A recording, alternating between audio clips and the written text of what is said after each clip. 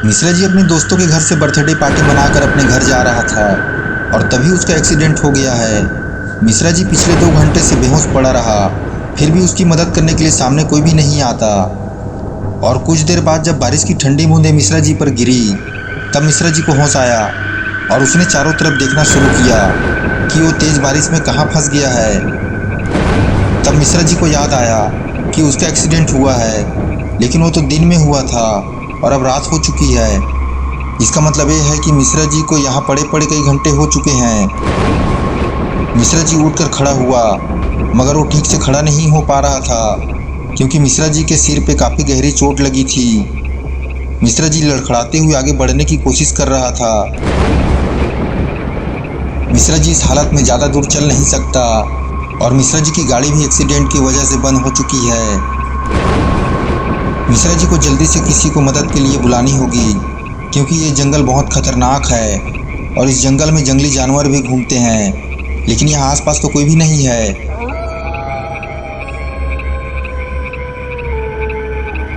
तभी मिश्रा जी को याद आता है कि उसके पास मोबाइल फ़ोन था, मगर वो कहीं गिर गया है। तभी मिश्रा जी अपना फ़ोन ढूंढने निकल पड़ा।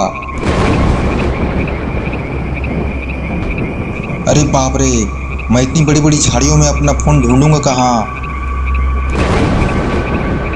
मुझे गुप्ता जी और बाबा की बात मान लेनी चाहिए थी, तो आज ऐसा नहीं होता। लगता है आज की रात मुझे इसी जंगल में गुजारनी होगी, वो भी अकेले। मेरी गाड़ी भी बिगड़ चुकी है, अब मैं घर कैसे जाऊंगा? रुक जाओ भाई साहब, मेरा एक्सीडेंट हो गया है, मेरी मदद करो। अरे रुक जाओ यार, मेरी कोई मदद करने को तैयार ही नहीं है और मैं हर वक्त दूसरे की मदद करता फिरता हूँ। आज के बाद मैं भी किसी की मदद नहीं करूँगा। ये दुनिया मतलबी है, मगर मुझे इतना डर क्यों लग रहा है? वहाँ सामने कुछ था, मैंने देखा। मुझे यहाँ नहीं रुकना चाहिए। मुझे लगता है वो कोई शैतान है जो मुझे मारने आया था। मुझे यहाँ से निकल जाना चाहिए।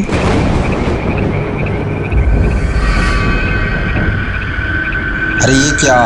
ये तो किसी इंसान का कंकाल है। लगता है इस जगह पे और भी एक्सीडेंट हुए हैं और ये गाड़ी भी पूरी तरह से डैमेज पड़ी है। ये जगह मुझे ठीक नहीं लग रही। अच्छा हुआ मेरी जान बच गई, वरना मेरा भी बॉडी ऐसे ही कंगाल बन जाती। अब मैं और ज़्यादा चल नहीं सकता। मेरे पैर और सिर पर काफ़ी दर्द हो रहा है। मुझे आराम की ज़रूरत है, लेकिन ये बारिश रुकने का नाम ही नहीं ले रही है। मुझे सर छुपाने के लिए कोई जगह चाहिए, वो भी जल्दी, वरना मैं फिर से बेहोश हो जाऊंगा।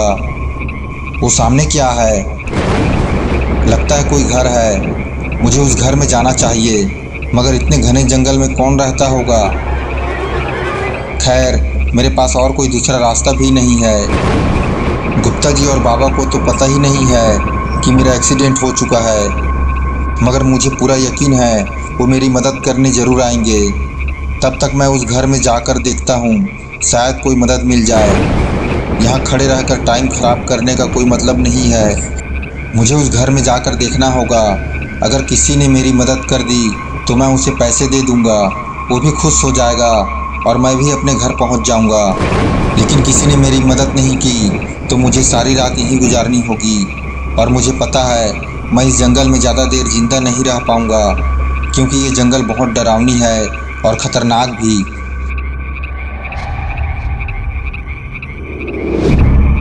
ये जगह कितनी अजीब लग रही है।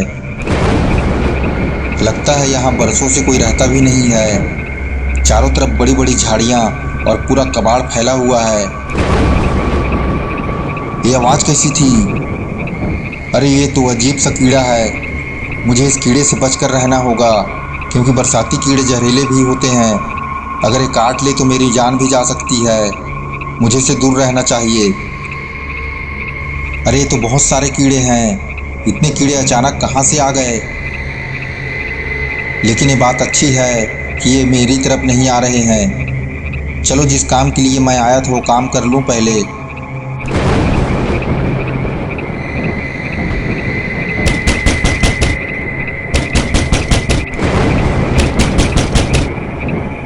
लगता है मैं गलत जगह आ गया हूँ। आज मुझे पता चल गया कि कि एक छोटी सी लापरवाही का इतना बड़ा नुकसान हो सकता है।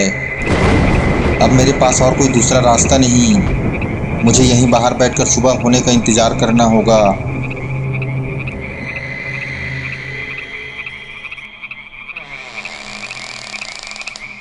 अरे ये क्या हुआ? गेट खुल गया। क्या मैं अंदर आ सकता हूँ चाचा? लगता है चाचा कम सुनते हैं, मुझे थोड़ी और जोर से बोलनी चाहिए। क्या मैं अंदर आ सकता हूँ चाचा? चाचा मेरी बात तो सुनो, मेरा एक्सीडेंट हो गया है और मेरी गाड़ी वहाँ ऊपर सड़क के किनारे पड़ी हुई है और मेरा फ़ोन भी खो चुका है, मुझे मदद चाहिए। ये क्या? चाचा को अचानक क्या हो गया? चाचा क्या हो गया? उठो। लगता है चाचा निकल लिए, वैसे भी इनका एक्सपायरी डेट आ गया था। इस जगह को देखकर लगता ही नहीं कि यहाँ सालों से कोई रहता भी होगा। मगर अरे चाचा की बॉडी कहाँ गई? ये क्या हो रहा है? मुझे कुछ समझ नहीं आ रहा है। इस जगह तो बहुत डरावनी है, कहीं वो चाचा कोई भूत तो नहीं? देखो चाचा, मैं बहुत मुसीबत में हूँ, मुझे डराओ मत, मैं बारिश रुकते ही चला जाऊँगा। मैं हमेशा लोगों की मदद करता हूँ, लेकिन मेरी कोई मदद नहीं कर रहा। कितनी डरावनी जगह है ये। बस कोई भूत ना मिल जाए मुझे। बस आज रात की बात है, कल सुबह होते ही मैं बाबा से कुछ शक्तियाँ ले लूँगा, उसके बाद कोई भूत मेरा कुछ नहीं कर पाएगी। मैं इतना ज़्यादा क्यों डर रहा हूँ? मुझे अपने डर पे काबू रखना होगा। वैसे भी मेरे इस खंडहर में रुकने के अलावा और कोई रास्ता भी नहीं है। लेकिन एक बात अच्छी हो गई, कम से कम बारिश से बचने की जगह तो मिल गई। मैं आग जलाकर रात बिताता हूँ, सुबह होते ही यहाँ से चला जाऊँगा। मेरी किस्मत अच्छी है जो मैं अभी तक इतने भयानक जंगल में जिंदा हूँ। मेरे अलावा और कोई होता तो अब तक निपट गया होता।